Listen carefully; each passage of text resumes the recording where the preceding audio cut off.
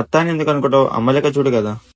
మా అమ్మ అయితే నన్ను ఎవరైనా తిట్టిరనుకో నన్ను వెనకేసుకొస్తుంది, వాళ్ళని తిట్టి పంపించేస్తుంది. అదే అత్త అయితే నేను ఎంత మంచి చేసినా కూడా నా పనిలో ఏదో ఒక మిస్టేక్ తీసి నా మీద కంప్లైంట్ చేస్తుంది అందరు. నీ ఇల్లు అనుకో కదా. అట్లనుకోనే ఉంటుండే. ఒక రోజు ఫంక్షన్ కి నైట్ లేట్ అయిందని మార్నింగ్ లేట్ గా లేసిన. ఆ రోజు చూడాలి ఇంకా ఇది మీ అమ్మగారిల్లు కాదు, నీకు నచ్చినప్పుడు ఇవ్వడానికి అత్తగారిల్లు, టైంకి లేవాలి అన్నారు. మంచిగా మాట్లాడదామని వెళ్తా, నేను వెళ్లేసరికి డిస్కషన్ ఆపేస్తారు, సైలెంట్ అయిపోతారు. ఇంకా నేనేం మాట్లాడతా? చిన్న చిన్నమే కదా, లైట్ తీసుకో.